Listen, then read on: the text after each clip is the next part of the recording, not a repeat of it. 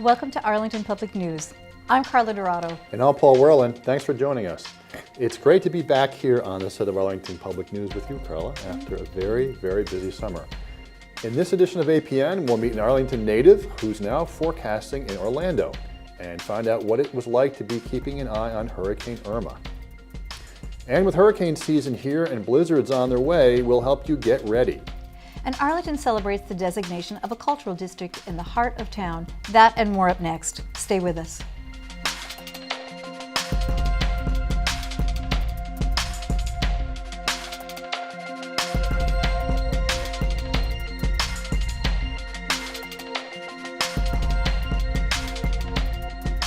The Board of Selectmen got straight to business last week when the board met for the first time since summer. In a meeting that lasted almost 4 hours, the board tackled two high-profile issues that brought out a large number of residents. Brenda Mahoney joins us now with an update in this week's Snapshot. What's going on, Brenda? That's right, Carla and Paul. A long meeting, a lot to do. First off, residents of the Webcowett Road neighborhood filled the selectmen's chambers in support of keeping a tree from being cut down. The mature ash tree is on public property in front of 40 Webcowett Road. The parcel is currently under development by Keith Lombardi, who is putting up a duplex on the lot. Lombardi petitioned the town in late summer to remove the tree in order to build a driveway. Lombardi continued construction work near the tree before getting town approval, potentially harming the root system. Tree warden Tim LeQuerve spoke at the meeting, expressing concern about the fate of this tree and warning other developers that tree issues will be taken seriously. I'd just like to start just to let everybody know that I hold everybody to the same standard, whether you're a contractor, a homeowner, or even our own town departments. I've held tree hearings for our own planning department and our own engineering department.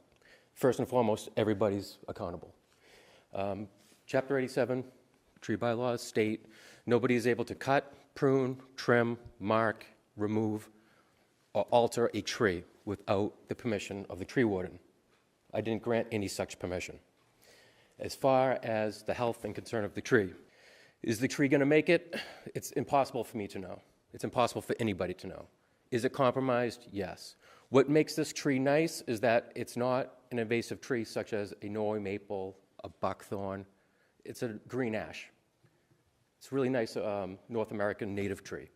The tree's perfect. The board voted to deny the developer's appeal to remove the tree, and board chair Joe Kira reinforced LeQuerve's commitment to the preservation of public trees. The Commonwealth of Massachusetts has some pretty well-prescribed procedures regarding public shade trees.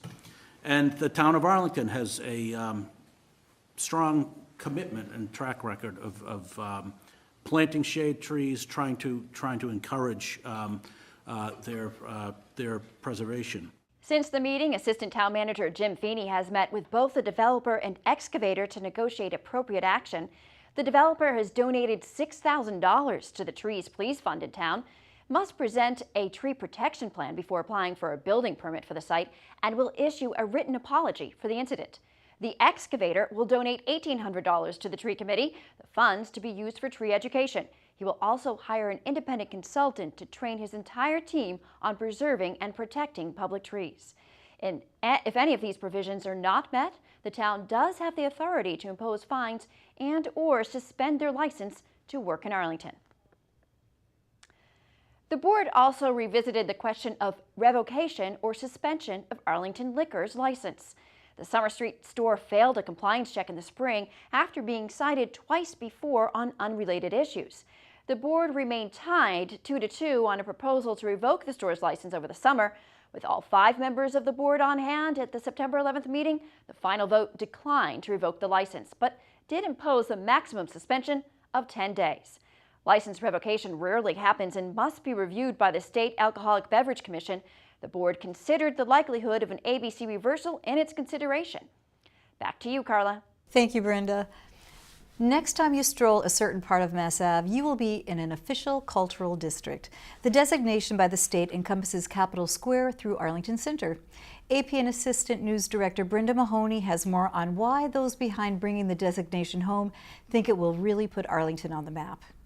Massachusetts Avenue, the main artery of Arlington, a route traveling east to west.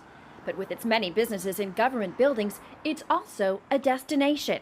And now, according to the state, an arts and cultural district that includes restaurants, stores, and theaters running from Milton Street in East Arlington to Mill Street, just past the center. Visitors will know I've arrived, I'm someplace special, and I'm going to hang around for a little while. Arlington is the 43rd community to be designated a cultural district by the Massachusetts Cultural Council. Town leaders and representatives of the various local arts and culture community celebrated the success of their effort at the Robbins Library September 15th. Town manager Adam Chapdelaine shared a story from 5 years ago when he first became town manager. Someone asked him about turning a tree stump into art. That's a great idea. Like, let's do that.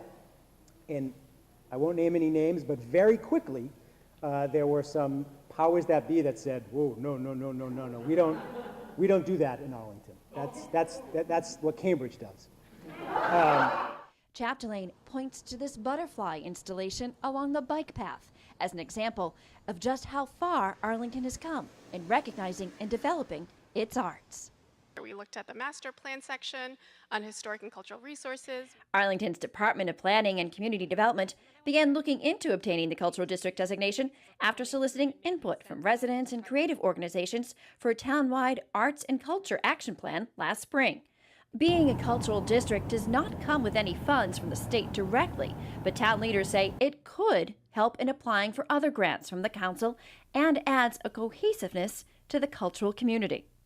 The way I think of it is it's kind of, with this designation, it's kind of validation that East Arlington and Arlington Center are really two hearts beating as one. Many stores and restaurants are part of the Arts and Culture District, but there's also a renewed focus on some of the older assets throughout town, like the Robbins Library here. This really is a crossroads here between the old and the new, and we're standing here right now. I mean, this library is over 150 years old. Right behind us, Town Hall, over 100 years old. We've got an old burial ground, but we have so many new, vibrant public art initiatives. But Board of Selectmen Chair Joe Curo says it really comes down to promoting what we have and what's to come. It helps to distinguish us and really tell a story, to try to attract businesses, to try to attract residents, to try to attract shoppers and consumers, or folks who want to just come in and enjoy themselves in our town. It's part of the whole story. Brenda Mahoney, Arlington Public News. Arlington High School stands within the Cultural District, and last week students created art with a message on the front lawn. The fiber project, called Unity, gave students and others the chance to create a visual representation of both differences and shared identities within the community. APN reporter Sean Stackhouse brings us this story. The point of the project is that our identities are complicated, but also we have a lot more in common than I think we do. Students can take away the fact that no matter how they identify, no matter what their interests are, there are people who have similar interests and who identify in similar ways. Identities are complicated, but at Arlington High School, students are highlighting their differences and what brings them together. The whole project is called the Unity Project because we're thinking about the things that are different among us, but also the things that make us the same, and that I think we come together, and all of our differences and similarities are coming to make this beautiful canopy on our front lawn and on this beautiful day that students are lined up to participate. Last spring, Byrne and fellow teacher Joanna Began wrote a grant and received funding from the Arlington Education Foundation for the project, with the goal of giving students a common and interactive experience. There are 32 poles around this center pole, and each of the 32 poles has an identifier on it, and students are invited to take yarn from the center section and wrap it around any of the poles that they identify with. You can see what things you share with other people, and even if you don't share anything with someone, you still see that you're all connected in one point. We started this on Monday, and it's Wednesday, and already we have this very, very serious canopy over our heads. And students are enjoying their experience under the canopy. The Unity project has been kind of a cool experience. It's a very visual way of looking at everyone's differences and putting it all together in one piece on our lot. There was so many identifiers that I hadn't thought about people identifying with, but then there's so many strings connecting to them. And if students felt like part of their identity wasn't represented, they could write their own identifier on the chalkboard next to the project that had nearly 1,500 participants. For Arlington Public News, I'm Sean Stackhouse.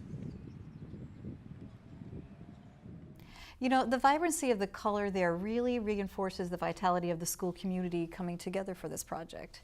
Yeah, it sure does. And you know, those of us in Arlington already know about the vibrant arts and culture here in town, but this designation seems to really bring the arts, culture, and restaurants together in a new way, which I think is great.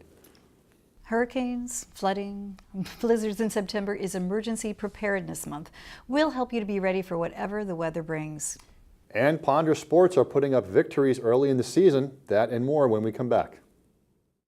Going live in 10, 9, 8, 7, 6, 5, 4, 3, 2, 1.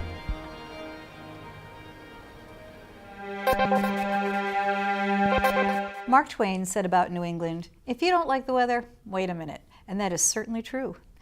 Arlington native Maureen McCann loves weather and became a meteorologist after graduating from Arlington High School.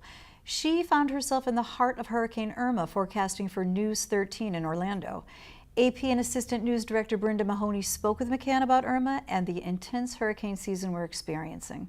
We are here connected through Arlington Public News at ACMi through Skype with Maureen McCann, and she's a meteorologist who's originally from Arlington, still has ties to the area, and she's a meteorologist at News 13 in Orlando. Thank you so much for having me. This is so exciting to be talking to people back in Arlington, which is awesome. So you had quite a doozy, and it actually, Hurricane Irma went over and affected Orlando. Tell me how it's impacted the state and then your area where you are. We had a really good handle on this, and we were able to prepare our viewers and let them know about it, and also express the uncertainty because what was so critical and what our local impacts really were hinging upon was where that turn north was going to be. That turn, the later it happened, the more it put Central Florida, Orlando, on the right side of the storm, which is where all the deep convection is, where all the rotation is, and you have the strongest winds, and we had a lot of tornadoes. And people haven't been through this in a long time. That's the other thing that we want to stress, that we talk every year about hurricane preparedness. We live in Florida, and even in Arlington, even Massachusetts. And I don't know if you remember Hurricane Gloria, but that's the reason why I'm a meteorologist. From my tree on Lennon Road falling over onto our neighbor's car when I was 4 years old. So these hazards go up and down the East Coast. You may not get them every year. It may be a long time. Here in Orlando, they look back to 2004 as the benchmark year when they had 4 hurricanes. But a lot of people have moved there since then. So a lot of people didn't anticipate to be days without power if they've never been through it before. What are some of the things that you would, tell your family back here? I'm sure they're very thankful they have a line into you right now. What are they asking you? What do people from New England want to know from you about hurricane season or just weather, even climate change? What do they want to know from you? Something that everyone's interested in, because weather affects everyone's life, and that's what I love about it. I was able to make a career out of a hobby of mine, but with hurricanes, they impact so many people, and so much of your day-to-day life can get disrupted. Losing water and not being able to shower or wash your clothes, or being able to just have basic necessities, you don't realize that could be something that you're without for a long time. So there's a lot of disruption, but fortunately Florida has a great emergency management system. They know how to be prepared because they've learned the hard way through Charlie and through Andrew. I say Charlie, but Charlie was a year there were 4 storms. That was in 2004. But then Andrew was really the other critical event that made people really wake up, and that changed the building codes. Fortunately, down here, they've made positive changes to be ready for things like this. What do you say to people even in Massachusetts natives that, my 5-year-old yesterday, she's been seeing these back-to-back storms. She asked last night, is rain and wind going to come and take away our home one day? And I said, with meteorologists, we're going to have the warning. There are a lot of kids that are going to be scared, and they're not going to understand why is the weather so bad, and is my home going to, lose the roof or windows blow out? So I think by explaining it and explaining that as long as you have, if you have water, if you have batteries, if you have a kit of supplies that will get you through a few days, then there's no need to be scared. Is this just one of those years? There have been studies about active hurricane seasons and what are the different ingredients of why a certain season was active and why some were inactive. Seen this happen in cycles, and a lot of it is attributed to one of the key ingredients for hurricanes is sea surface temperatures. And the warmer it is, that's the fuel for these giant systems to get going. There are so many different parameters that go into hurricane season, and it's not just, just one thing, but certainly warmer temperatures, a warmer climate definitely comes into play. Anything else you want people to know about, weather or being prepared? Or I think, like you said, Remy.gov is a great source for people to be prepared. And, these are things that you have to be prepared for in New England too. And it's the same type of preparation that goes into winter, when you could be without power, you could be without water. You need to have the same necessities and do the same things. Of course, the recovery is a lot different from snowstorm versus impact of a tropical system. But as long as you're prepared, there's no need to be scared. Well, we were just speaking with Maureen McCann, meteorologist out of Orlando, News 13, about being prepared for this time of year, both hurricanes and just any emergency. And for more on that, we have an expert from Arlington on some tips to share with you. With any incident, we have an umbrella plan of who will respond and what we will activate, depending on the incident itself. So again, people should be prepared by keeping informed, getting the knowledge.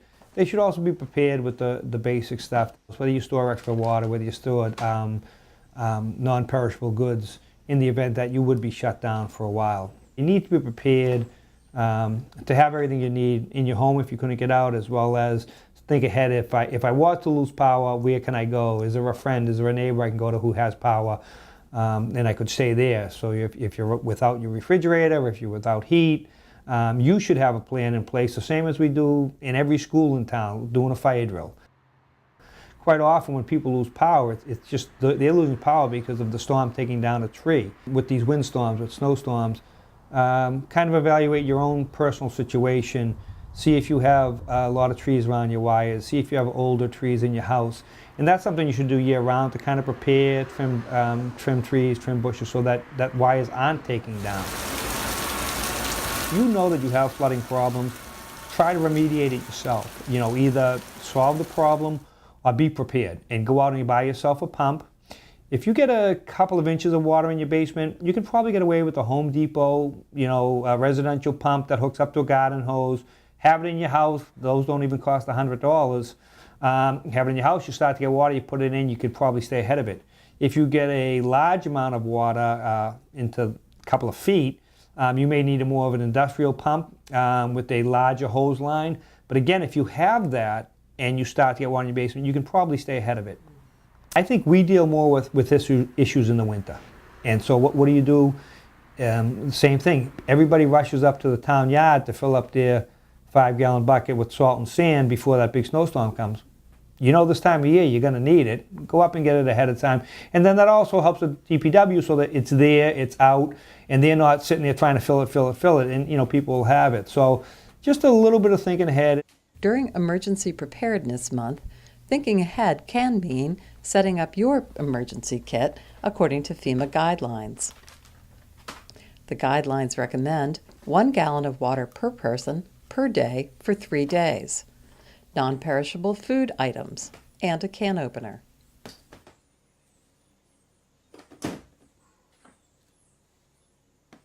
A crank or battery-operated radio,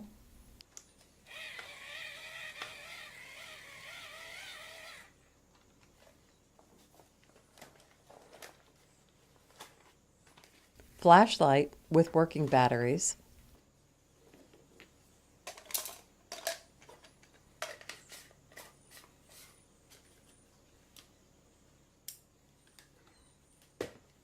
candles and matches in a waterproof container,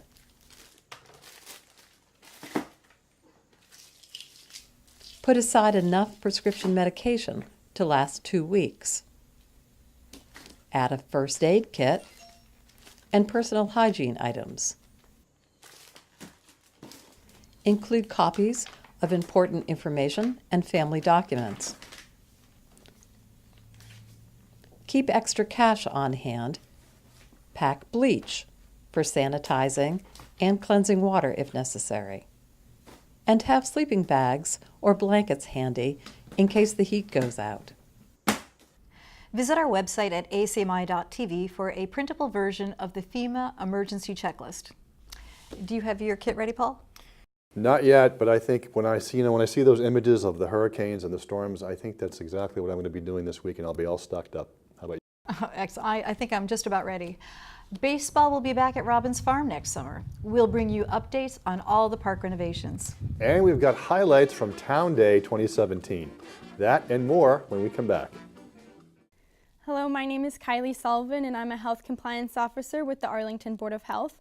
At the Board of Health, we interpret and enforce state, federal, and local regulations pertaining to health, specifically regarding food establishments, housing issues, and nuisance complaints such as pests, odors, and noises. For more information, please visit the town website, or you can give us a call at 781-316-3170. On budget and on time. That is the good news Parks and Recreation Director John Marshall delivered last week.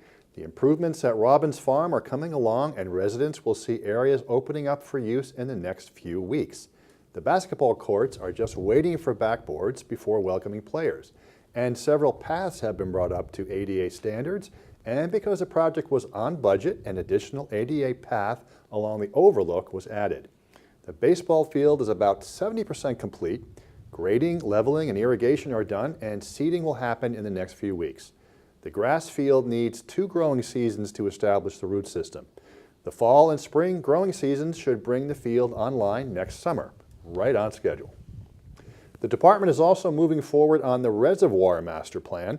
Mark your calendar for a visit to the reservoir on Saturday, September 30th, between 10 a.m. and 2 p.m. Planners will be on site all around the reservoir to answer questions and get input from residents about the proposed upgrades. The information will be integrated into current planning, and the department hopes to have the master plan substantially complete and ready to share with the town by December. Arlington High School Spy Ponders are kicking off a winning season. We've got the highlights on a recent action from Max Cohen and Graham Finley at Studio B. Hi, I'm Max Cohen. And I'm Graham Finley. And we're here to give you your Arlington High School sports update. We'll start with football. The Spy Ponders took their home opener in dramatic fashion, with a last-second field goal taking them to a 37-34 victory over Cambridge Ridge and Ladin. The team returns home September 28th to take on Woburn Memorial. Girls soccer is on a roll to start the season, starting 4-1 and winning by 2 goals in each of their victories. The Spy Ponders take on Lexington High School September 20th, weather permitting. Boys soccer dominated Woburn Memorial yesterday with a 5-0 victory, already adding another W to their impressive 5-0-1 record. The Spy Ponders take on Lexington High School September 20th, weather permitting. Field hockey has started the season without a loss on their seeding record, beating Melrose High School 4-0 and tying Ursuline Academy and Reading Memorial. They play their next home game September 27th against Winchester. Both boys and girls cross country will be competing at home on October 3rd. Girls volleyball recently picked up their first win of the season against Reading Memorial in straight sets. They play Winchester at home on September 27th. And last but not least, the boys golf team defeated Wakefield Memorial High School for their first win of the season. That's all we have for you today on this sports update. We'll see you next time. We all had a great time at Town Day this year, covering all the events. We got to interview local leaders about their exciting new projects. And I got to cover the unveiling of the restored carriage house behind the Whittemore Robbins house. I know, Carla, you were busy with feeding crepes to the crowd. ACMi covered the entire day. Check the acmi.tv website for the complete coverage, or check your local listings. In the meantime, Here's the word on the street from Town Day. I'm Brenda Mahoney with Arlington Community Media and Arlington Public News. Here in the midst of Town Day 2017, I went out and about to find out just what it is that people enjoy about it. It's pretty good. You come up here and shoot the breeze with everybody you haven't seen in a while. It's great. It's wonderful. It's really fun. It's very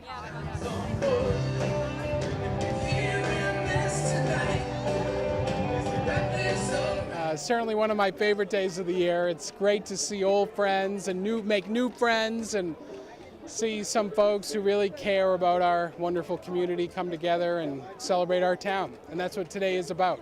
It's a lot of fun, and I just like to see all the other things that you can do around town. It's a good way to discover new companies and stuff.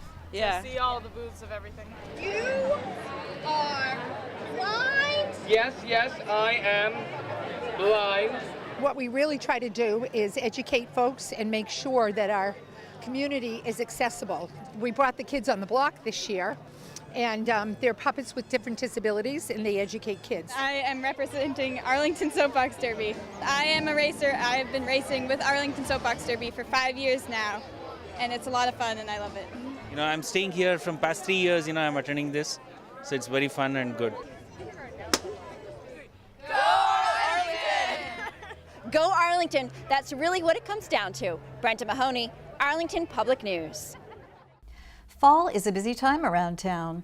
Here are some of the events you'll want to enjoy. On Tuesday, October 3rd, Town Hall becomes a foodie paradise for the taste of Arlington. More than 16 restaurants will offer tastings, and the James Nick Trio will keep jazz music playing. You'll find complete information at arlcc.org. Oktoberfest comes to the Old Schwab Mill on Saturday, October 14th. There will be traditional Bavarian food and drink, along with live music, games, and more. Visit oldschwabmill.org for more information. And stop by Town Hall and Central School also on Saturday, October 14th for the Arlington Center for the Arts Open Studios Art and Artisans Festival. More than 60 artists will be on hand to display their work. The works will be on view both at Town Hall and down the street at the ACA's new home, 20 Academy Street. Visit acarts.org for complete information. And Putting for Patients will test your putting skills while raising funds for the Dana-Farber Cancer Institute and the fight against pediatric cancer. Arlington High School Gym will become an 18-hole putting course, and the event will include putting contests, prizes, and more. Visit puttingforpatients.com for more information. Thank you for joining Arlington Public News as we explore events and issues affecting Arlington. Check out extended interviews and our latest segments on the web at acmi.tv/news. And don't forget to like us on Facebook and follow us on Twitter at Arlington Public. I'm Carla Dorado. Tonight we leave you with more sights and sounds from Town Day 2017. And I'm Paul Werlin. Thanks for joining us. See you next time.